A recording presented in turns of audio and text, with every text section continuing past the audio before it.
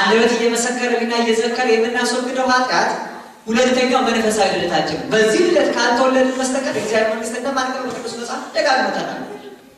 ለዚህ ነው በሥርዓተ ቅዳሴ መጥምቀ መለኮት ቅዱስ ዮሐንስ በሚያጠምቅበት ጊዜ የተናገረውን ቃል ደጋግሞ አባቶቻችን የሚነግሩ ነፍሱ ወመን አማቱ ሳቅ እስመ ቀርበት ይእቲ መንግስተ ሰማያት። ይህች መንግስተ ሰማያት ቀርባለችና ከየት ትመጣለች ወዴት ትጠጋለች እንዳትል መንግስተ ሰማያት በማይከለክም ጌታችን ኢየሱስ ክርስቶስ መንግስተ ሰማያት በእናንተ መካከል ናት። ደረሰን ንስሐ በገባን ሰዓት በልጅነት ሀብት የምኖር ሰዓት ናት። ለምን ወተጽሕፍ አስማቲሆሙ ውስተ መጻሕፍት በደመ በጎ እንደተባለላቸው በሕይወት መጽሐፍ ስማቸው እንደተጻፈ ቅዱሳን ሰማያዊና የማያልፈውን ርስት ገንዘብ ማድረግ የምንሻ ከሆነ በሀብት ልጅነት ያገኘነውን ጸጋ መንፈስ ቅዱስን ዳግመኛ በኃጢአት ካረከስን በኋላ የምንታደስበትና የምንወለድበት ሁለተኛው ዕድል መንፈሳዊ ልደታችን ንስሐ አንበዘ በንስሐ ዘይወጽእ ውስጥ ይላል ከውስጥ የሚፈስ ተመልከቱ። ልማድ እየሆነብን የምናፈስ ሰዎች አለናል። ይለቃላል እንደው እንባ ልማድ የሆነ ሰው አልቅሶ ማሳመን የሚቻለው ሰው አሁን ማልቀስ እንደቀልድ የሚችል ሰው አለ ማለት ለማሳመን የሰማችኋል። እንደቀልድ የሚያለቅስ ሰው አለ። ምንም የማይገደው ሰው ማለት ነው። እንባ ልማድ የሆነበት ሰው አለ። ማልቀስ የማይቸገር ሰው አለ። እንባው ለማውረድ እንዲማይለው ሰው አለ። እንደቀልድ እንባ የሚለቀለ ሰው አለ። ንስሐ ግን ከዚህ ይለያል። ለዚህ ነው ሊቁ አትናቴዎስ አንብዝ ዘበንስሐ ብሎ ዘይወጽእ ውስጥ አለ። ከውስጥ የሚፈስ እንባ። ከውስጥ ማለት አይን የሚያለቅሰው አለ፣ ልብ የሚያለቅሰው እንባ ነው የሚያስፈልገው። ተመልከቱ፣ ለመንፈሳዊ ልደት የሚያስፈልገው ልብ የሚያለቅሰው እንጂ አይን የሚያፈሰው እንባ አይደለም። አይኑ በተፈጥሮ እንዲህ የሚለው ሰው አለ፣ ልቡ ካለቀሰ። ለዚህ ነው እኮ ከልብ ካለቀሱ እንባ አይገድም የሚባል። ልባችን በትክክል ደምቶ ከተሰማ ከፊት ያለው ይታዘዛል። ኃጢአታችን እውነት ካሳመነን፣ በደላችን እውነት ከጸጸተንና ከነገረን ካህናት ፊት ኃጢአታችንን ዘክረን በአንደበታችን ዘርዝረን ለመናገር አናፍርም። ኃጢአታችን የሚያሳፍር ቢሆንም ቅሉ ልደታችን ግን ስለሚያሳስበን ዘላለማዊ ሕይወት እንዳናጣ ሕሊናችን ስለሚቆጨው ደፍረን ስንናገር ፍጹም በደለኛ እግዚአብሔርን ያሳዘን ኃጢአተኛ መሆናችን እያሰብን እንናገራለን። ዘይወጽእ ውስጥ አለ በአምሳለ ወልደ ዘያቀርብ ንጹሕ ቅድመ እግዚአብሔር። ሰው ንጹሕ አድርጎ ወደ እግዚአብሔር የሚያቀርበው ይሄ። ተመልከቱ፣ የተወለድነው መንፈሳዊ ልደታችንን ብናሳልፈው ንጹሕ ሆነን ወደ እግዚአብሔር ፊት ለመቅረብ ንስሐ መግባት አለብን ማለት ነው። ይሄ ለክርስቲያን መንፈሳዊ ልደቱ ነው።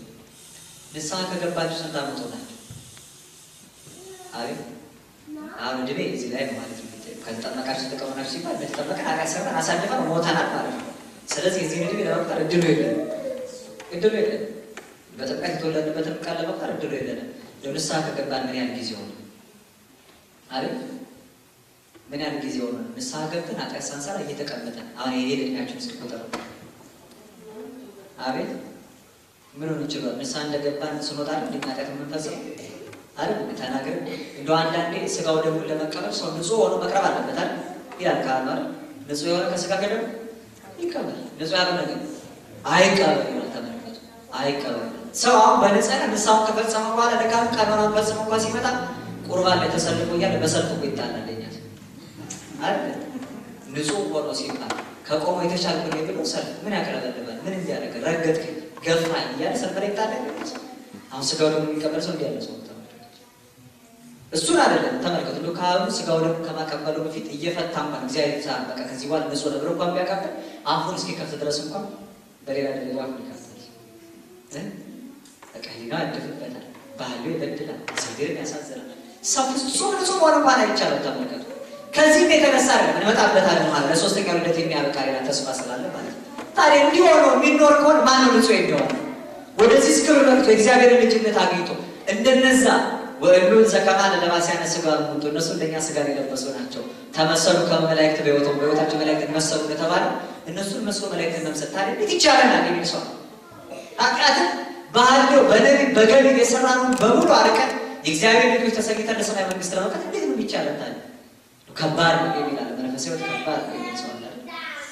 መንፈሳዊ ሕይወት ከባድ ነው ብቶ የሚል ሰው አለ። ይሄን ሁሉ መፈጸም የማይቻለኝ ከሆነ ከምሰማው ራሱ ሸክም ከሚሆንብኝ የሚል ሰው አለ።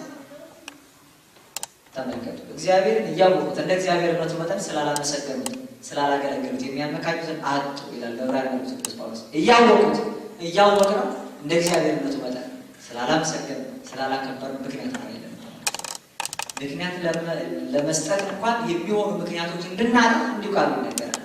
ስለዚህ ለመንፈሳዊ ልደታችን ከውስጣችን የምናፈሰው እንባ፣ ሕሊናችን የሚሰክር አንደበታችን የሚዘረዝረው በደልና ኃጢአታችን የሪፖርት አይነት ሲስተም ነው ሳልነግራቸው ጾሙ እንዳይገባ።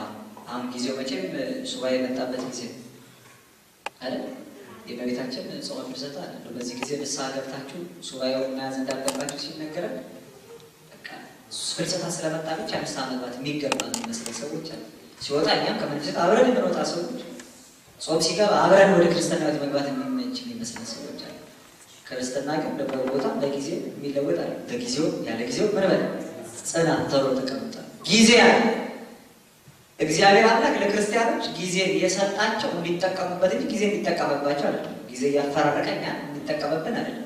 በጊዜው መፈራረቀኛ እንድንጠቀም ክረምቱን ከበጋ እያስተባበርን እያየን አሁን ሰሞኑን አይታቸዋል።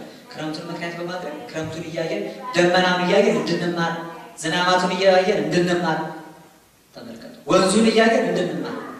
ትላንት ፈለገ እግዚአብሔር ብሎ እግዚአብሔር ወንዞች ውሃ የተሞሉ ናቸው እየተባለ ስለ እግዚአብሔር ወንዞች እንድንማር እኛ የእግዚአብሔር ወንዞች እንድንሆን ወይም ከእግዚአብሔር ወንዞች ዳር እንድንተከል ከሕይወት ውሃ እየጠጣን እንድንኖር አማን አማን እብለክሙ እውነት እውነት እላችኋለሁ በከመ ይቤ መጽሐፍ እንዳለ ዘያምን በወልድ ያመነ የዘላለም ሕይወት አለው ተብሎ ተነግሯል። እንደገና ማመኑ ብቻ ማለት በእኔ ያመነ አፍላገ ማየ ሕይወት ዘወፅእ ከእርሱ ከሆዱ የሕይወት ውሃ ምንጭ ይፈሳል ተብሎ እንደተነገረ የእግዚአብሔር ወንዝ መስሎ ከአፉ የሚናገረው መልካም ቃል ሌሎችን የሚያስተምር እንዲሁም ሰው የሚማርበት ጊዜ በተፈጥሮ እየተማረ ወቅቱ ሲቀያየር በወቅቱ አብሮ የሚቀያየር ሳይሆን በተቀያየረው ወቅት ላይ እግዚአብሔርን እያመሰገነ በምክንያት የሚኖር ሰው መሆን መቻል አለበት። በምክንያት የሚወድቅ ሳይሆን በምክንያት የሚያመሰግን፣ በምክንያት የሚርቅ ሳይሆን በምክንያት የሚቀርብ መሆን መቻል አለበት። ክርስቲያን እንዲህ አድርጎ እግዚአብሔር እንደጅ እየጠን እንዲኖር ነው የሴት የተፈጠረው። ተመልከቱ። ስለዚህ ሰው ንጹሕ አድርጎ ወደ እግዚአብሔር የሚቀርብበትን ምክንያት ይበልጥ እያበዛ ቃሉን በመስማቱ መጠን ሕይወቱን እያተጋ መኖር የሚጠበቅበት ምክንያት እየፈጠረ የሚርቅ አይደለም። ጾም መውጣቱን እያሰበ ከእግዚአብሔርም ደግሞ ሕግ የሚወጣ መሆን መቻል አይገበት። እንዲያው ምክንያት እየፈጠረ የሚቀር ምክንያት እየፈጠረ ንስሐ የሚገባ አሁን ንስሐ ለምንድን ነው አትገቡት ቢባል ብዙ ምክንያት የለም አለናል። ንስሐ ላለመግባታችን የሚቀርበው ምክንያት በጣም ብዙ ነው። አንድ ፊቱን ጠቅልዬ አገር ቤት ስገባ የወረቀትም ነገር አልተስተካከልም እንደው እሱ መስመር ሲይዝል ምን ሰዎች ይላል አንዱ ነው ማለት ነው። በቃ እንደው የትዳሩ ሁኔታ ብዙ እንትን ያላል እንደው እዚህ አካባቢ ጦሩ ነው ይቅርታ አድርጉልኝ ማለት የምናልፍባቸውና የምናያቸው ሰዎች ባለትዳሮች ናቸው። ሌላው የአውሮፓ ምድር ደግሞ በጣም በዚህ ተጎድቷል እና አብሮ በትዳር መኖር በራሱ ኋላ ቀርነት መገለጫ ነው ይመስላል። በጣም ብዙ አባት ሌላ ቦታ እናት ሌላ ቦታ ሲመጡ የነበረውን የሀገር ቤቱን መስተጋብር ለዚህ ሀገር ፖሊሲ ማስኬድ የሚመስል ደረጃ ድረስ ማለት ነው። እግዚአብሔር እዛ ተጻፈረ እግዚአብሔር አንድ ያደረገው ሰው አይለየውም የተባለ እሱ ራሱ በባለ በትዳሩ ላይ ስልጣን እንደሌለው የተነገረው ሰው ልጅ በቃ ለመለየት ምክንያት ይፈልጋል። አሁን ለመኖር ብዙ ምክንያት እያለ ለመለየት አንድ ምክንያት ያቀርባል። በቃ እኔና እሷ ማንስማማው በቃ እኔና እሱ ማንስማማው በዚህ ምክንያት አብሮ ለመኖር ብዙ ምክንያት አለ። ለመለየት አንድ ምክንያት አለ። ያ ብዙ ምክንያት አብሮ ለመኖር ምክንያት አይሆንም። ለመዳን ብዙዎቹ ምክንያቶች አንጠቅ እንዲያውም ለመለየት ነው አንዷን ምክንያት ተሰናውተን እሱ መሸከም ነው የሚያቀተን። ተመልከቱ። ለመዳን ብዙ ምክንያቶች ሆነው ሳሉ ነገር ግን ለመጥፋታችን ያለው ምክንያት ለእኛ በጣም ቅርብ ነው። ሰው ንጹሕ አድርጎ ወደ እግዚአብሔር መንግስት የሚያቀርበው ንስሐ ገንዘብ ለማድረግ ብዙ ምክንያቶች አሉ። ለመዳን ብዙ ምክንያቶች አሉ። አይመቸንም ብለን እስኪ ነው ከመመቸት ከቦታ አንጻር ካሰብነው እንደ ፈያታዊ ዘይማን የማይመች ቦታ ላይ ቆሞ ንስሐ የገባ ሰው በቀዩ ነው ተቸግሮ ደሙ እየፈሰሰ እንኳን ኃጢአቱን ማሰብ ቁስሉን ማሰብ እንኳን እድል የለውም። ንስሐ ግባ ትላለህ እንደ እኔ ጭራሽ እዚህ ኑሮ እንዲሆን ምንም ሰዎች የለም አለ እዛ ተወጥሮ ደሙ እየፈሰሰ ከጌታ ቀኝ ተሰቅሏል ተቸግሯል ይመስል ነገር ግን ንስሐ ይገባል። የማይመች ቦታ ካለ ከዚያ ይልቅ የከፋ የማይመች ቦታ የለም። ያ ስንት ዓመት ወደ በላይ የነበረው ሰው በምን አይነት ቦታ እንዴት ባለው ሁኔታ ንስሐ እንደገባ እስኪ ተመልከቱ። ከአንድ ወንበዴ የሚያንስ ሕይወት ነው ያለው። ከአንድ ሽፍታ የሚያንስ ሕይወት ነው ያለው። ሁሉ የተመቻቸ ሁሉ የተደላደለ እንዲህ ተሰብስቡ የሚማሩበት ቤተክርስቲያን ከፍተው የሚጠለሉበት አለ። ካህናት አባቶች በቁጥር በአማራጭ አለ በብዙ አለ። ለሌላችን ካልከበደ እኛ ምክንያት እያቀረብን ካራቅን በስተቀር ለመዳን ከፈለግን ብዙ ምክንያቶች አልተሰበክንም እንዳለን እንኳን እዚህ የሰለጠነው ዓለም ኖረን አይደለም። ሀገር ቤት የትምህርት መረቡ በጣም ብዙ በቃ በኤሌክትሮኒክስ ሚዲያ በጣም ብዙ ትምህርቶች ይሰጣሉ። በምንፈልገው መጠን መምህሩን አግኝተን አልሰማነውም እንዳንል እንኳን ቤታችን አምጥተን ቁጭ ብለን ልንማር የምንችልባቸው ብዙ መንገዶች አሉ። እንዴት እንማር እንዴት እንስማ እንኳን እንዳን ምክንያት እንድናጣ የመዳን መንገዶች ብዙዎች ናቸው። ለኃጢአት ምናልባት ያለን መንገድ አንድ የሚያሸንፈን ግን ያለ ካማው መንገድ ነው። ተመልከቱ። ቤተሰቡን ሰርቶ ቀጥቶ ማስተዳደር የሚያቀት ብዙ ሰው ነው።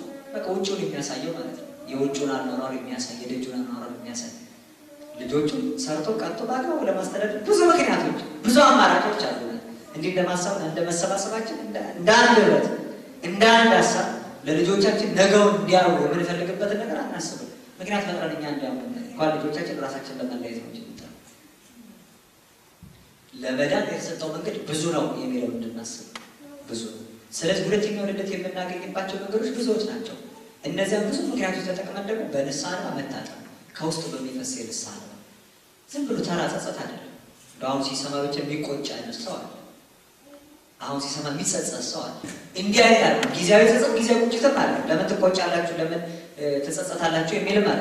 ነገር ግን ቁጭቱ ጸጸቱ ጊዜያዊ መሆን መቻል የለበት። እንዲህ አይነት ስለ በደል ስላቃታቸው በጊዜ የተቆጩ ሰዎች አልተጠቀሙበትም። ዘላቂ ቁጭት ካለ ዘላቂ ጸጸት ካለ ወንድሙ አቤልን ቃየል ገደለው፣ ንጹሑን ደም አፍስሻለሁ፣ በደሌን ከቶ ልሸከማት የማልችል ታላቅ ናት፣ እንደው ተቅበዝባዥ ይሆናል። ስለ ራሱ መሰከረ እንጂ ንስሐ እንኳን አልገባም።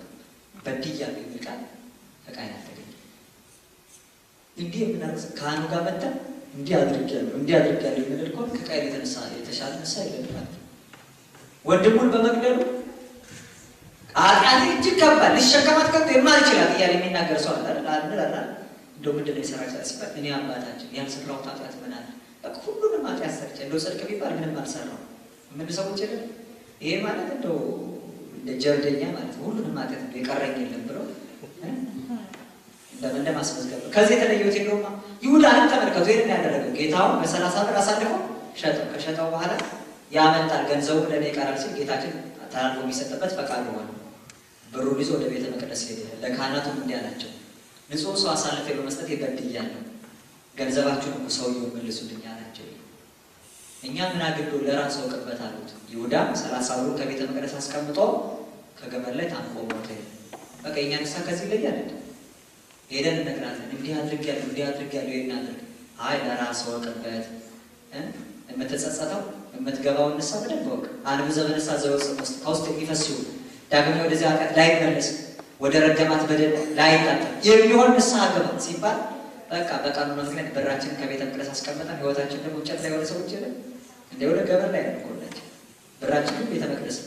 ለዚህ ቤተ መቅደስ መሰራት መታደስ ሲገዛ ወይ ስትከራዩ ምን ያልሰጣችሁ አዳላለ ሰው ገንዘብ እየሰጠ በእግዚአብሔር ሊኖር የሚመስለው ሰው ስዕል እየሰጠ ክርስትና ስሙ ስዕሉ ላይ ያሳል ከላይ ከታች ጎላ ተደርጎ ይጻፍ ሊኖር የሚሰጥ እንደው አይታችሁ ስማችሁ ካለ ቀር እንዳይላችሁ እንዴ የሚል ሰው በቃ ስሙ እዚህ ስላለ ስዕሉ ላይ ስለተጻፈ እሱ ያለ የሚመስለው ሰው አለ። ልክ እንደ ይሁዳ ያለው ያለ ማለት ነው። ክርስትና ስሙ የሚልክ የለም አስቡ በጸሎት ብሎ ከበር ጋር የሚልካል። በቃ ባኮኒ ላይ ህይወቱ ደግሞ እንጨት ላይ ህይወቱ ገመድ ላይ ሰው እንዲህ አይነት አይደለም ክርስትና። ይሄ ጸጸት፣ ይሄ አነጋገር፣ ይሄ ህሊናን ማሳዘን በራሱ ከውስጥ ካልፈለገ ዳግመኛ ረግም ካልጣል ቆርጠን ከራሳችን ካላራቅነው በስተቀር እንዲህ አይነቱ ልደት መንፈሳዊ ልደት አይባልም። ንስሐችን እንደ ጀብዱ መቁጠር የሰራነው ስራ ለመዘርዘር የሚሆንብን ከሆነ ተመልከቱ። ጠልተን አንቀርም ልንተፋውና ዳግመኛ ላንመለስበት እያመንን ካልተወለድንበት በስተቀር ጥምቀት ልጅነታችን እንዳደለ ይቀራል። ሁለተኛው ልደት አንበዘ መንሳ ዘወፅም ውስጥ በአምሳለ ወልድ ዘያቀርብ ንጹሐ ለእግዚአብሔር ሰው ንጹሕ አድርጎ ወደ እግዚአብሔር መንግስት የሚያቀርብ ከውስጥ የሚፈስ የንስሐ ነው። ሁለተኛው ልደት ነው አለ። ስንቆጥረው ከዚህ ነው።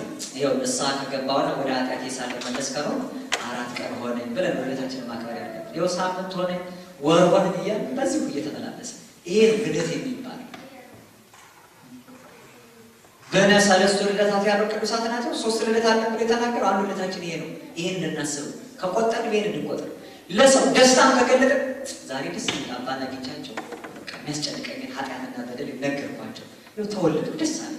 አሁን እንኳን ተወለደ በሉ የሚል ሰው በቃ በዚህ እንደዚህ የሚያከብር ሰው ማለት ነው። ምክንያቱም ስጋ አይደለም፣ ስጋን ስለ ስጋ ያስባል።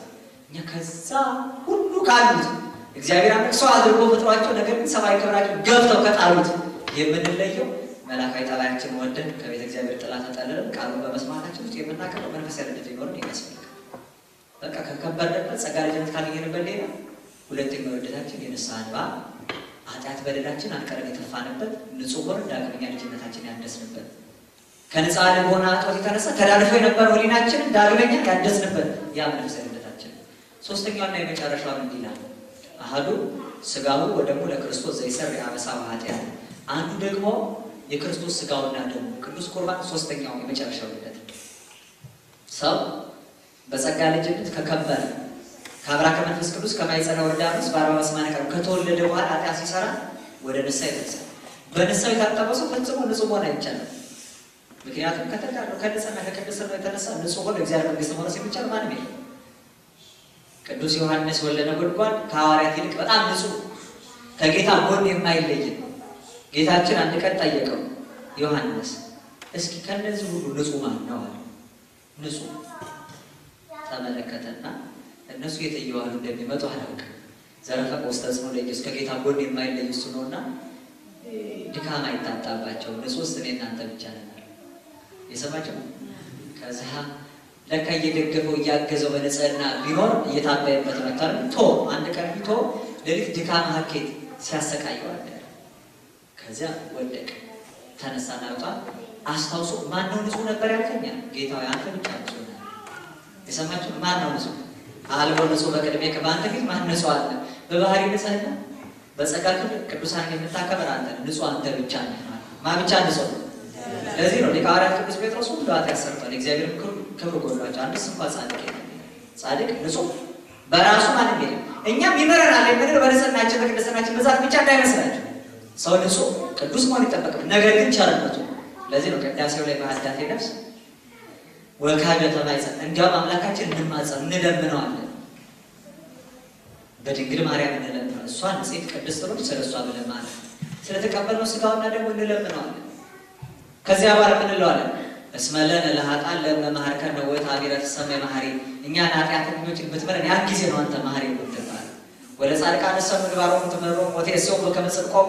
ጻድቃንን ግን ከሥራቸው የተነሳ ትምራቸዋል፣ እንደ ጽድቃቸው ይሰጣቸዋል። እኛ ግን ስለ ራሳችን አንድ ነገር እናውቃለን፣ ኃጢአተኞች ነን። ነገር ግን ምን በለን ለቸርነት ማር። አንተ ማር የምትባለው ሰው ከሥራው የተነሳ ዋጋውን የምትከፍለው ከሆነ ምኑም ማር ትባላል። ሰው የእጁን አገኘ እንጂ እየሰማችሁ አይደል? በ10 ብር የተቀጠረ ሰው 10 ብር ሲሰጠው እሱም የላቡን ዋጋ ያገኝ። እኛም ሰጪዎች ለጋሽ አንባል አረ የላቡን ዋጋ ያከፈል ለ10 ብር ለሚከፈለው ሰው 11 ብር የተሰጠው ነው አይገለኝም። በሰራው ላይ ያለ ላብ 1 ብር ጨመረ ይባላል። ለዛ እነሱ ከሥራቸው የተነሳ ትመራቸው፣ እኛ ግን ምን ስላለን ኃጢአተኞች ነን። ነገር ግን ለቸርነት ብትመር ያን ጊዜ ነው አንተ መሐሪነትና ቸርነት የሚታወቀው ብለዋል። በፊቱ ያለን ድፍረት ይሄ እንደ ፈቃዱ አንዳች ብንለምን ይሰማናል ተብሎ ተቀምጧል። በፊቱ ያለን ድፍረት ይሄ ነው። እንደሱ ፈቃድ አንዳች ብንለምን ይሰማናል ይላል ሐዋርያው። እንደሱ ፈቃድ እንለምን ማለት እኛ ኃጢአተኞች ማለት ንስሐ ብንገባም ያኔ ንጹህ አይደለም። አሁን ወደ ሥጋው ደም እንድንቀርብ ነው። ምክንያቱም ሰው ፍጹም ንጹህ የሚያደርገው ኃጢአትና አበሳን በሙሉ ማስወገድ የሚቻለው ሥጋው ነው። ቅዱስ ዮሐንስ በመልእክቱ አንደኛ ዮሐንስ ምዕራፍ 1 ቁጥር 7 ላይ ወደሙ ለኢየሱስ ክርስቶስ ያነጻህን እምኩሉ ኃጣዊ። የክርስቶስ ደም ከኃጢአት ሁሉ ያነጻል። ከኃጢአት ሁሉ ቀረ የሚባል ኃጢአት የለም። ሰው ንስሐ ሲገባ ኃጢአት በ3 መንገድ ይሰራል። ሰው አንደኛ በማሰብ ኃጢአት ይሰራል። አሁን ልክ እየሰራን እንዳለ በዚህ ቁጭ ብለን እናስበው ማለት እንደዚህ ኃጢአት ይሰራል። ያ ብቻ በነቢብ ደግሞ እየተናገረ ሰው ይሰድባል፣ በሐሰት ይመሰክራል አይደል? ፍርድ ያጓድል፣ እንዲህ ያደርጋል። ሰው በአንደበት ይሰራል ኃጢአት፣ በነቢብ ይሰራል፣ በመናገር ኃጢአት ይሰራል። ከማሰብና ከመናገር ውጭ በገቢር ይሰራል። ሰው በስራ በተግባር ይፈጸማል። ሰው ይቀርባል፣ በዝሙት ይወድቃል፣ ሰውነቱን ያረክሳል፣ ከጣዖት ቤት ገብቶ ይሰግዳል፣ ለእጁ ስራ ተላልፎ ይሰጣል። ሀብቱ፣ ጉልበቱ፣ እውቀቱ፣ ውበቱን ሰው ያበቃል። ተመልከቱ፣ ለምድራዊ ነገር ይገዛል። በቃ ጣዖት አምልኮተ ጣዖት፣ ባዕድ አምልኮ፣ ፍቅር በልቡ እየገዛ ከእግዚአብሔር ይለይበታል። እንዲህ ሁሉ አድርጎ በ3 አይነት መልኩ የሰራውን ኃጢአት በሙሉ ዘክሮ ዘርዝሮ መናገር አይቻልም። በነሳ ያሰብነው ሁሉ ተናግረን ንስሐ እንፈጽማለን። ስለዚህ ንስሐችንን ከፈጸምን በኋላ ንጹህ አይደለም፣ ሌላ ነገር ያስፈልገናል። ከዚህ በኋላ ያን ሁሉ ኃጢአት ከልብም ከአእምሮ ከህሊና አውጥቶ መጣል የሚቻል ሥጋውና ደሙ። ሕሙማን ይፈቅደው ወደ አቃቤ ሥራይ። የታመሙ ሰዎች ባለ መድኃኒት ያስፈልጋቸዋል ያለ ጌታችን። ምን ያስፈልጋቸዋል? በደንብ ተመልከቱ። የታመሙ ሰዎች ምን ያስፈልጋቸዋል? አቤት ሐኪም ባለ መድኃኒት ያስፈልጋቸዋል። ብዙ ከዚህ በረት ውጭ የሆኑ ሰዎች አሉ። የታመሙ ሰዎች መድኃኒት ያስፈልጋቸዋል። መጽሐፍ ግን ያለ ህሙማን የፈቀደው ለአቃቤ ሥራይ ባለ መድኃኒት ያስፈልጋል። መድኃኒቱ አለ። ዝም ብሎ ደስጋው መቅረብ አይገባም። መጀመሪያ ባለ መድኃኒቱ ያስፈልጋል። እንደ ዝም ብላችሁ ሲቆረጣጠማ ሲወጋችሁ ወጋኝ ቆረጠመኝ ይሄ ሲመጣው የሚያሳይ ታይፎይድ ነው ብላችሁ መድኃኒት ትገዛላችሁ አይደል? አቤት መመርመር አለ አይደል? ከመድኃኒቱ የሚያገናኘን ህመማችን አውቆ ፕሪስክራይብ እያደረገ የሚያዘን ሐኪም ያስፈልጋል። በሽተኞች የሚያስፈልጋቸው ምንድን ነው? ባለ መድኃኒት። በነፍስ በሽተኞች የሆኑ የሚያስፈልገን ባለ መድኃኒት። ያለ ካህሉ ወደ መድኃኒቱ መቅረብ አይቻልም። ዝም ብሎ ተሰልፎ የሚቆርባል ምን ቸገረኝ የሚል ሰው ካህሉ ያስፈልጋል። ካህሉ ሰርቶ ቀጥቶ ህይወታችንን ካረበ በኋላ በቅታቸዋል ሲል እንቀርባለን። ስንቀርብ ስጋው ደግሞ እንቀበላለን። ይቅርታ እስኪ የሚቆርብ ሰው ወይም ስቴር የሚካፈል ስጋው ደግሞ የሚቀበል እጁን ያውጣስ የሚቀበል ይህ ምን ከንቱ ውዳሴ ነው።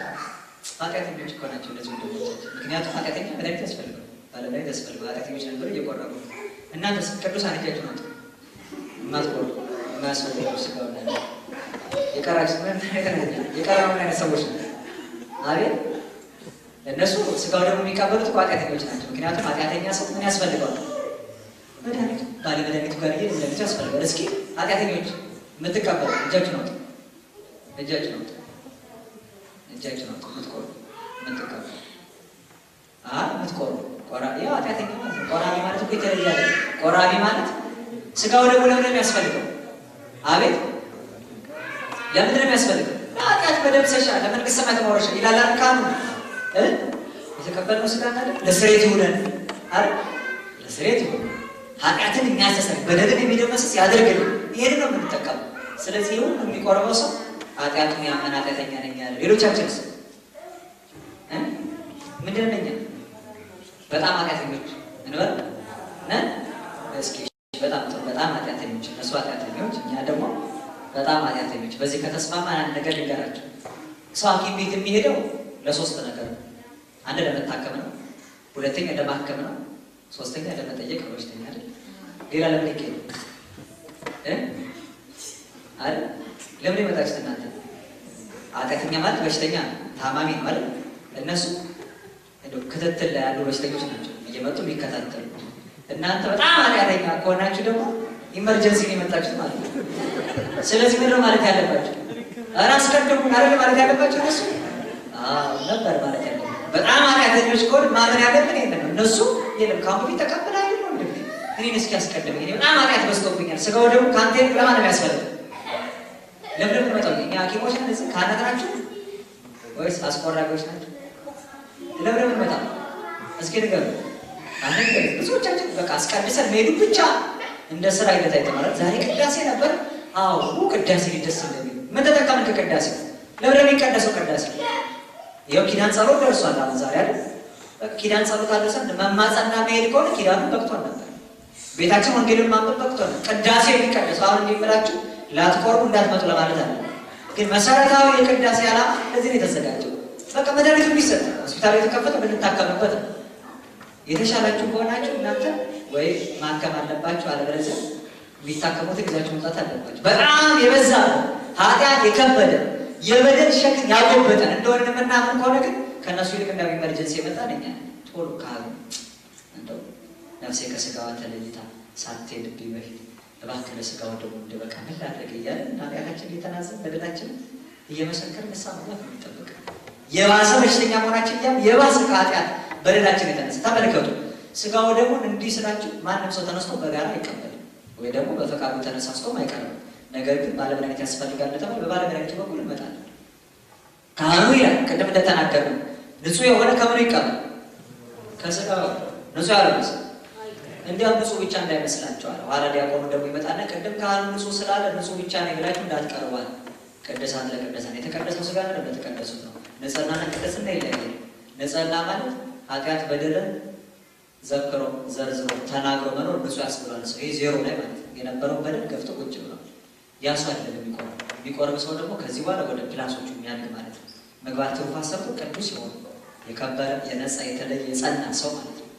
በመልካም ምግባር በበጎ ትሩፋት እየተጋ እለቱን ንስሐ ገብተን አለም ስጋው ደግሞ እንቀበል ቀኖና ተቀበለን በቀኖና እየሰገድን እየጾምን እየጸለይን ትሩፋት ሰርተን ምግባር አሳይተን እንቀርባለን። ስንቀርብ ያኔም እንኳን እኛ ቅዱሳን አይደለም። ምን እንላለን? ቅዱሳት ለቅዱሳን ሲባል እኛ ደግሞ ከሰገድንበት ብድግ እንልና ካህኑን ብሎታል ነጽር ለይ ማን ቢቀበል ንጹህ ከንጹህ ያልሆነ ለይ ሲለው የተቀደሱ ሥጋና ደም ለተቀደሱ ሰዎች የሚሰጥ ቅዱሳት ለቅዱሳን ሲል እኛ ደግሞ ምን እንላለን? እኛማ ቅዱስ አይደለንም። አሐዱ አብ ቅዱስ፣ አሐዱ ወልድ ቅዱስ፣ አሐዱ ውእቱ መንፈስ ቅዱስ፣ አንዱ አብ ቅዱስ፣ አንዱ ወልድ ቅዱስማ እንጂ አንዱ መንፈስ ቅዱስ ነው። እርሱ በቸርነቱ ለቅድስና እንዲያበቃን እንዲንበል እንልና እግዚኦ እንላለን። አብረን ከዚያ በኋላ እግዚኦ ይቀጥላል። በቃ አሁን ማረን ነው የምንለው። እስክንቀርብ ድረስ ማረን። ቅድመ ቁርባን ያለው ጸሎታችን ማረን ኃጢአት እያመን ነው የምንመጣው ይዘን በቃ ለምን አሁን ስጋው ደግሞ የምንፈልገው ፈጽሞ ኃጢአታችን እንዲያርቅልን ነው እንጂ ከተቀደስን ከነጻንና ስጋው ደግሞ ምን ያደርግልናል?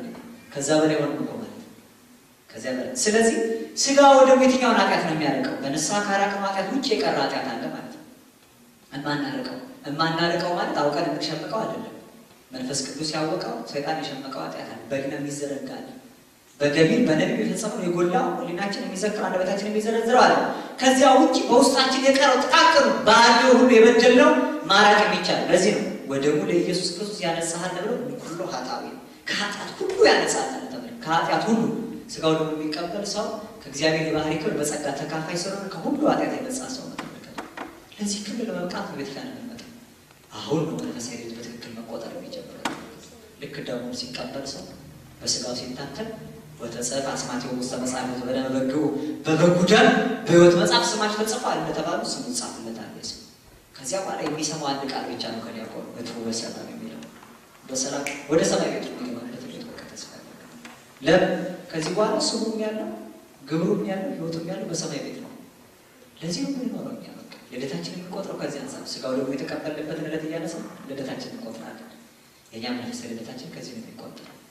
መድኃኔዓለም ብለን ዛሬ ዕለቱን ስናስብ ቀኑን ስንዘክር በሌላችን መታሰብ ያለበት ይሄ ነው። መድኃኔዓለም የዓለም መድኃኒት መሆኑን ማመን የዓለም መድኃኒትነቱ ለእኛ ከስም በዘለለ ትርጉም ካልሰጠን ነው አካል በጣም የመጨረሻው ልደት የእርሱን ሥጋና ደም መቀበል ነው። የመጨረሻ ቃል አንድ ልንገራችሁ። በዚህ በመዝሙረ ዳዊት መዝሙር 136 ላይ መዝሙር 136 ከቁጥር 8 ጀምሮ የተቀመጠ ቃል እንደው ዳዊት መድገም ጥሩ ነው። መዝሙረ ዳዊት ደጋሚ ከክፉ ይጠበቃል ይላል አባቶቻችን። እንኳን የደገመ የተሸከመው ነው ክፉ አይቀርበውም ይባላል። እስመ መዝሙረ ዳዊት ትመስል ገነተ መዝሙረ ዳዊት ገነትን ነው የምትመስለው። ዘታቂያር መላእክት ወተሰደደ አጋንንት መላእክትን ወደ ሰው ልጅ ታቀርባለች፣ አጋንንት ታሳድዳለች። ዘተጸጌ ጽጌያት ወተፈሪ ፍሬያት ሰው መልካም ምግባር በጎ ትሩፋትን እንዲያፈራ እንዲያብብ የምታደርግ ደግኛ መጽሐፍ ነው። ይህንን የጸሎት መጽሐፍ ስናነብ አንድ ከበድ የሚል ቃል ተጽፎ እናገኛለን። በዚህ በመዝሙረ ዳዊት መዝሙር 136 ቁጥር 8 ላይ አንቺ ወራዳ የባቢሎን ልጅ ሆይ ስለተበቀልሽ የሚበቀልሽ ምስጉን ነው፣ ሕፃናቶችሽንም ይዞ በዓለት ላይ የሚፈጠፍጣቸው የተመሰገነ ነው የሚል ቃል ተጽፎ ይህ ቃል አበባች ሰምታችሁ ታውቁ? የሚከብድ ይመስለናል ግን ጸሎት እኮ አሁን እንዲህ የከበረ ነው። ድገሙት የተባለው መጽሐፍ እንዲህ ይላል። ወራዳ ባቢሎን የት ናት? ዛሬ ኢራቅ ናት አይደል? የኢራቅ ልጆች ነው እንግዲህ አንቺ የኢራቅ ልጅ የተዋረድሽ ስለተበቀልሽ የሚበቀልሽ የተመሰገነ የኢራቅን የሕፃናት ልጆቿን ይዞ በዓለት ላይ የሚፈጠፍጣቸው የተመሰገነ ለመመስገን እንግዲህ ኢራቅ ሄደ የኢራቅ ልጆች ሕፃናት አቤት ይከብዳል። ለሌላ ዳዊት እንዲህ ስጋዊ ነገር የሚናገር እንዳይመስለን ማለት ነው። ስጋዊ ነገር የሚናገር መጽሐፍ አለ። እስመ መዝሙረ ዳዊት ትመስል ገነት መዝሙረ ዳዊት ገነትን ነው የምትመስለው ተብሎ የሚነገረው ስለ ስጋ አይደለም፣ ስለ ነፍስ ነው። በደንብ አስተውሉ። ባቢሎን የሚላት ዓለም ባቢሎን ናት። በቅዱስ መጽሐፍ ተደጋግሞ እስራኤላን የእግዚአብሔርን ስምረት ይፈጽሙ ከነበረው ሕይወታቸው ተማርከው በናቡከደነጾር ዘመን የተጋዙበት ስፍራ ባቢሎን ነው። ሰው ከነፍሱ ክብር ተባረው በኃጢአት የሚወድቅባት ዓለም ባቢሎን ትባላለች። ባቢሎን ያለው ማለት ነው ዓለምን ባቢሎን ይላታል። ይህን አካባቢያችን ባቢሎን በሉት እስኪ አያችሁት? ከዚህ የነፍሳችን ፈቃድ አውጥቶ የሚጥልን ባቢሎን። አንቺ ወራዳ የባቢሎን ልጅ ሆይ ስለተበቀልሽን የሚበቀልሽ ምስጉን ነው። የባቢሎን ልጅ ነው የሚለው ዓለም አለች። የዓለም ልጅ ደግሞ ኃጢአት ናት። አንቺ የኃጢአት ልጅ ሆይ ስለተበቀልሽን ምክንያቱም መፍቀሬ ጥበብ ሰሎሞን ወግታ የጣለቻቸው ብዙዎች ናቸው ይላታል። ኃጢአትን ተመልከቱ። ኃጢአት ሰውን ወግታ ከክብር ታወርደዋለች። ስንት ጊዜ ተዋረደ፣ ስንት ጊዜ ወደቀ። ተመልከቱ። አይ ዛሬ ጊዜ ያለው ሄዳችን በቃ ይፈጽማል ብለን በልናችን ስንት ጊዜ እየተዳደፈን እግዚአብሔር አሳዘነ። ስለዚህ አንቺ ስለተበቀልሻቸው ደግሞ የሚበቀሉሽ የተመሰገኑ ናቸው አለ። ኃጢአት ልክ እንደጣለችን ወስዶ ደግሞ አንቅሮ ተፍቶ በካህኑ እግር ስር የሚጥላ ሰው ምስጉን ነው። ንስሐ የሚገባባ ሰው ምስጉን ነው ማለት ነው። ወራዳ የባቢሎን ልጅ ባቢሎን አለ የዓለም ልጅ ኃጢአት አንቺ ኃጢአት ወይ ትላንትና እንደጣልሻቸው ዛሬ ደግሞ ሕሊናቸው እየመሰከረ አንደበታቸው እየዘረዘረ በካህኑ እግር ስር የሚጥሉሽ ምስጉኖች ናቸው። ምስጉኖች ናቸው። አንቺ ብቻ እንዳይመስልሻል ሕፃናቶችሽን ይዞ በአለት ላይ የሚፈጠፍጣቸው ደግሞ ምስጉን ነው። ባቢሎን ዓለም ናት፣ የዓለም ልጅ ኃጢአት ናት። የኃጢአት ሕፃናቶች ደግሞ አሉ። የኃጢአት ሕፃናቶች ቅድም ያየን ጥቃቅን በደሎች አሉ፣ በሌላ የማይዘከሩ በአንደበት የማይዘረዘሩ እያሰብን የምንተነደፍባቸው። እነዚህ ደግሞ የምናደርገው አለት ላይ ወስዶ መፈጥፈጥ ነው። አለት ማለት ቅዱስ ጳውሎስ በአንደኛ ቆሮንቶስ ክታቡ ምዕራፍ 10 ቁጥር 4 ላይ እስራኤላውያን በምድረ በዳ እያሉ ይከተላቸው ከነበረው መንፈሳዊ አለት ውሃ ጠጡ። ያ ማለት ክርስቶስ ነው ይላል። በአለቱ ላይ ማለት በስጋውና ደሙ ማለት ነው የሚፈጠፍጣቸው ወስዶ የሚያስወግዳቸው። ተመልከቱ። ያ ሰይጣን ሸምቆ በውስጣችን እያስቀረ ለመክሰስ ምክንያት የሚያደርጋቸው በደሎች በሙሉ ማውጣት የሚቻለው እንዳለ። ስለዚህ በንስሐ የተነሳን ሰዎች ሁላችን ከዚህ በኋላ የተዘነጋውን ኃጢአታችንን ደግሞ በምን ማስወገድ አለብን? ካለዚህ ምን ይወጣል? በጣም የሚመቸው እንደም ይሄ ዓለም እኮ ነው። ስጋው ደግሞ ለመቀበል ወደ መንፈሳዊት ለመቅረብ የሚመቸው ዓለም ይሄ ነው። ጥሩ ነው። አውሮፓ ዓለም ላይ ልጆቻቸውን ዝም ብሎ አሰልፈው በቁምጣ የሚሆን ያለ ነጠላ የሚሆን የሚያቆርቡ ሰዎች በጣም የዘመኑ ሰዎች ማለት ነው። በጣም ወደ መካከለኛው ምስራቅ እንደው ደጋግሜ ያይቸው ስለሆነ እዛ ስታዩ ደግሞ ከሰው ቤት ነው የሚሰሩ። በሳምንት አንድ ቀን ነው የሚፈቀድላቸው። የእነሱ ሰንበት ቅዳሴያቸው ዕለተ ዓርብ ነው። ዓርብ አንድ ይመጣል። እንዳለ ሁሉ ነጭ ለብሰው የሚመጡት በሁሉም ቆራኞች። መከራው በበዛ ዘመን በደሉ በጣም በሚሰፋበት ስፍራ ላይ ሀባህልወት በዚህ ኃጢአት በየት በዚህ ጸጋ እግዚአብሔር ብዙ ኃጢአት ባለችበት የእግዚአብሔር ጸጋ የበዛችላቸው ሰዎች እነዚያ ሰዎች ናቸው። እኛ በጣም ብዙ መደላደሉ በዛ አይደል? ነፃነቱ በዛ ለመዳን ምክንያት በጣም በዛ። ተመልከቱ። እና ማለት አለ ቤተክርስቲያን እኮ እንደኛ አንድለኞች አይደለን እንዴ? ሁለት ገብርኤል ያለ እዚህ አይደል? ቢከፋ ወደ እንኳን ታቆርፋለን። ለመዳን እኮ ምክንያታችን ብዙ እንደ ኔጌቲቭ ነገሮች እንዳታዩት ማለት ነው። ግን ይሁን ሁሉ አልተጠቀምበት እውነቱን ለመናገር እንዳንጣላ እንኳን ምክንያት እንድናጣ እንኳን ተደርጎ ይሄ ሁሉ ግን አያስማማንም። መፍትሄ አይሆንም። እንደው በጣም ምክንያቶችን ፈልገን ለምንድን ነው ለመራቅ ማለት ይሄ ሁሉ የምንጠቀመው?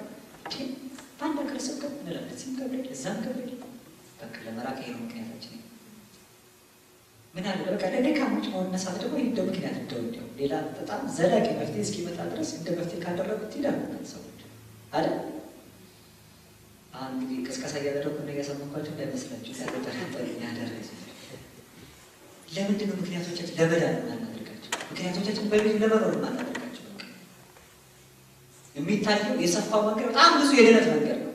ስንዘከረው ስናስበው መዳን ያለበት ሲሆን ዓለምን ባዳነበት እጆቹም ዘርግቶ ያለበት በቃ ከዛም ከዚህ ያሉት በቀኝና በግራቸው ሁሉንም ለመጥራት ነው እንጂ የዘረጋ ሁሉን የጠራበት እጁ እኛን የሚጠራበት ድምፁ አባታዊ ፍቅሩ በቃ ማሰብ ሕሊናችን እየተጋረደ መስቀሉን አንመለከት፣ የተከፈለውን ዋጋ አንመለከት። ሁላችን ለቅዳሴው መካከል ላይ መጥተን እንደው አስቀዳሽ ለማለት እንኳን ይከብዳል። ቅዳሴውን የምናደርግ ተሰጥኦ የምንቀበል አብረን ዘምረን የምናጅብ ሰዎች እስከ መቼ እንደምናጅብ አይታወቅም። እስከ መቼ እንደምናጅብ፣ እስከ መቼ እንደምንከተል፣ እስከ መቼ ቆመን እንደምንታዘብ፣ መቼ ንስሐ እንደምንገባ ማለት የንስሐ ዕድሜ እንደሚቆረጥ ታውቃላችሁ። የንስሐ ዕድሜ ይቆረጣል። የንስሐ ዕድሜ ይቆረጣል ማለት ቅዱስ ጳውሎስ በዕብራውያን መልእክቱ ምዕራፍ 7 ላይ ስለ ኤሳው ተናግሯል። አልቅሶ እንኳን ቢፈልጋት ያቺን ጊዜ እንዳላገኛት እወቁ ይላል። አልቅሶ ብኩርናም ሸጠ። ከሸጠ በኋላ ዳግመኛ ፈለጋል። አባቴ አንዲት ብቻ ናት በርካታ። አሁን አንዲት ብቻ ናት። እንግዲህ ምን አደርጋለሁ? ለወንድም ተገዛለት። በቃ ተሰጥቶት የነበረው ዕድሉ አለቀ። የንስሐ ዕድሜ ይቆረጣል ማለት ዛሬ በጣም ተሰምቶ እንደው እየከነከን ንስሐ እንገባበት የፈለግንበት ኃጢአታችን ነገ ከነገ ወዲያ ኖር ይሆናል። ምክንያቱም ከዚህ ወደ ሌላ ኃጢአት ስለምናድግ ጸሪያስ ይሁን ይሄ እንጂ ብለን ያንን እንደለምደው ያንን ቆረጥ ነው ማለት ነው። እንደ ኃጢአት ማለት ከማሰብ እንቆጠባለን። ትናንት 5 ሳንቲም የወሰድንበት ኃጢአታችንን ነገ 1 ብር ወደ መውሰድ ስናሳድገው 5 ሲሆን አሁን 1 ብር ነው የሚጨንቀን። ያንን ቆረጥ ነው። የንስሐ ዕድሜያችን ያኛው ተቆረጠ። ያንን አዳምጠን በቃ አንድ ቀን እሑድ ቅዳሴ ያለመምጣት በፊት ይከነከነ ነበር። ምክንያቱም በዚህ ቀን ወደ እግዚአብሔር የማይመጣ የተወገዘ እንደሆነ ታምረ ማርያም ስለምሰማ እንዴ ሰንበትን ቅዳሴ ሳልሄድ አረፈድኩ ብለን ማለት ነው። ስንደጋገሙ እንዲያው በዓሉ ሁሉ እንቀራለን። ትንሣኤም አልመጣም፣ ልደትም አልመጣም።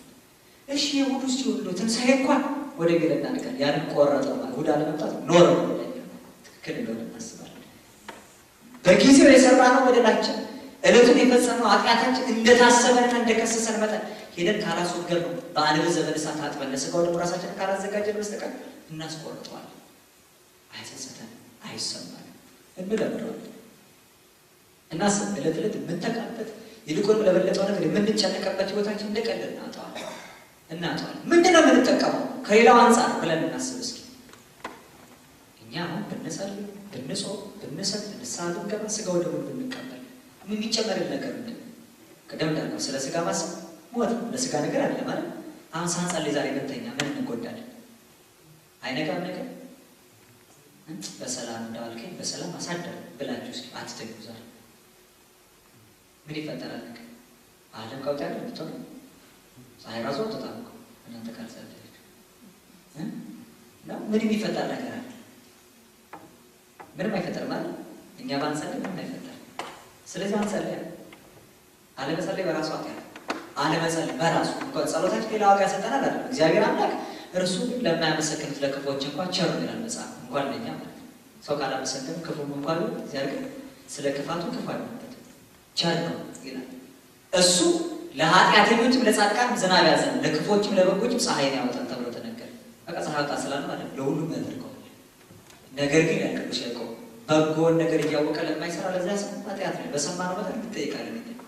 እኛም ብንኖረው ስለ ሥጋ ሀሳብ አይደለም፣ ምድራዊ ልደታችንን ቁጥር አይደለም የምናስብ።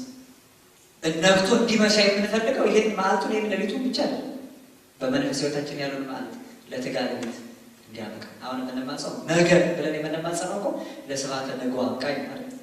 ሀበነ ዮም ሲሳየነ ዘለለዕለትነ የዕለት እንጀራችንን ስጠን ብለን ምንድን ነው እየበላን ስጠን እንላለን። ሥጋው ደግሞ ቃል እግዚአብሔር አለ፣ የነፍስ ቀለብ የሰማይ መንግሥት ስጠን፣ በባዕድ አገር ቃሉን የምንሰማበት ነው ስጠን። ይሄን የምንማጸነው ስለ ሥጋ ማሰብ ነው። ሥጋዊ ነገር አለ እኛ የምንለምነው በጸሎታችን ውስጥ በሀሳባችን ውስጥ አሁን ስለ ጠላት ሲጸለይ በምድር በሥጋ ስላለ ጠላት የምናስብ ከሆነ ይህ ስለ ሥጋ ማሰብ ሞት ነው። እኛ እድሜያችንን የምንቆጥረው በመንፈሳዊ ልደት ነው የምንጸልይ፣ ስለ መንፈሳዊ ልደት፣ ስለ መንፈሳዊ ሀብት፣ ስለ መንፈሳዊ ጸጋ፣ ስለ መንፈሳዊ ስጦታ። በዚህ ነው ሥጋውያንን የምንበልጣቸው። በዚህ ነው መንፈሳዊነታችንን የሚገለጠው። የእግዚአብሔር ልጆች መሆናችን የሚታወቀው በዚህ ነው። በዚህ በጣም ኑሮ ሊከብደን ይችላል። የሥራ ሁኔታ ላይ ማይችል ይችላል። ከሀገር መራቁ ሌላ ተጨማሪ ሀሳብ ሆኖ ሊሆን ይችላል። ከዚህ ይልቅ ግን የተመቸ አካባቢ የለም ማለት በመንፈሳዊ ለመኖር ለዛ የመረባቲ ደብረ ሊባኖስ ይላሉ። እዚህ ስዊድን አሉና በጣም ጫካው ይበዛል። ጫካው ይበዛና እንዲህ ሲኖሩ ሲሄዱ በቃ ልክ አየሩ ምናምን ገዳም ያለ ነው የሚመስለው። ሰው ላወቀባት ይችን ደብረ ሊባኖስ ናት ይላሉ። እዛው ነበር ለዛ የመረባቲ ደብረ ሊባኖስ እያሉ እዛው ህዝቡ ለሊቱ በማህሌት እያሳደሩት ያሉ 3ም 4ም ሰው ቢሆን ማለት ነው። ካወቅንበት ለእኛ ምንጭ ደብረ ሊባኖሳችን ናት። ካወቅንበት ይሄ ለእኛ ኮሌቢያችን ካወቅን ከተረዳ ከተገነዘብ ጽድቅ ያለው ኢየሩሳሌም የሚመስለን ሰዎች አለ። ጽድቅ ያለው ኢትዮጵያ የሚመስለን ሰዎች አለ። እዛ ሄጄ ንስሐ ካልገባ ወይ መምህር ገሌ አባ ገሌ ካልመጡ ምን ሰዎች አለ። ላወቀበት እዚህ ያሉ አባቶቻችን እግዚአብሔር ልጅ ገንዘብ አድርገው የሚፈቱ እንዲማድረገው ናቸው። ካወቅንበት በየደጃችን ጥሩ ነው ጊዜው። ከእናንተ በፊት እኮ ይድል አልነበረም። ከእናንተ በፊት የነበሩት ሰዎች እስኪያስባቸው ከኢትዮጵያ ሲሄዱ ብቻ ካህን የሚያገኙ እንደ ዛሬ እንደው በጻጻፍ መደዋወሉ ራሱ ሩቅ ባልነበረበት ልክ እንደ ሰማይ የማይደረስ የሚመስል ጊዜ ነው። በዚያም ውስጥ ሆነው ብዙዎቹ በተጋራ አልፏል። ተመልከቱ። ይህ ሁሉ ድል በሰፋበት አጋጣሚ በተመቸበት ጊዜ ንስሐ ገብተን እንደው በመንፈሳዊ ሕይወት እየታነጸን በደጁ የማንኖር ከሆነ እግዚአብሔር ነገር መቶ ሲጠይቀን ምክንያት ባልነጣ ነው። ተመልከቱ። ጠቅለል ስናደርገው እስካሁን ያየነው እነዚህ የከበሩትን አባቶቻችንን መድኃኔዓለም ደስ አሰኝተው በሕይወታቸው መላእክትን ከመሰሉ በሕይወት መጽሐፍ ስማቸው ከተጻፈ እነሱን መምሰል የምትፈልጉ ከሆነ ስንት ልደት አላቸው?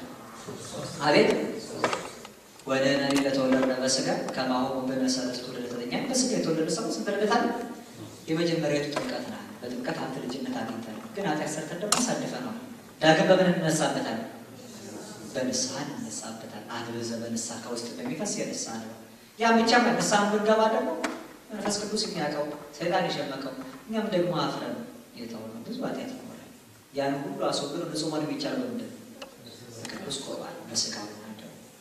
አምላካችን እግዚአብሔር በቸርነቱ በጸጋ ሀብት በልጅነት የከበርንበት ጥምቀታችንን እንድናጸና የወደቅንም ካለን ደግሞ በንስሐ እንድንነሳ በንስሐ ተነስተን ፍጹም ለመሆንና በሕይወት መጽሐፍ ስማችንን ለማጻፍ ቅዱሳኑን በግብረ ሕይወት ለመምሰል የሚያበቃውን ሥጋው ደግሞ ተቀብለን በቀኙ እንዲያቆመን ንዑ ሀቤ ቡሩካኑ ለአብ የትረሱ መንግሥተ ሰማያት ዘድልው ለክሙ ቅድመ ይትፈጠር አለ። ዓለም ሳይፈጠር የተዘጋጀ መንግሥቴን እንድትወርሱ እናንተ የአባቴ ቡሩካን ወደ እኔ ኑ የሚለውን ዘላለማዊ ቃል እንድንሰማ ሁላችንም ይርዳል። ለአባቶቻችን ያለን ክብር፣ ለቅድስት ቤተ ክርስቲያናችን ያለን ፍቅር፣ በእምነት ያለን ጽናት፣ በተጋድሎ ያለን ትጋት ሳይቀንስ የእግዚአብሔርን ሰማያዊ ኃይል በታቦት በመስቀሉ መንፈሳዊ በረከት በእምነት በጠበሉ ተቀብለን ክብሩ እንድንወርስ ሁላችንን ፍጻሜ ያሳምርልን። የማይሰሩት ኳንተ ሞላ በመንፈስ አርቶን ያላግባብ የጨመርኩትን ስቼም ደግሞ ያጎደልኩትን ክቡራን አባቶቼ መንፈሳዊ እግዚአብሔር ቤተሰቦች አረሙኝ። በሰለስቱ ልደታት እኛ 3 ልደት አለን። ይቆያል። በስብሐት ለእግዚአብሔር።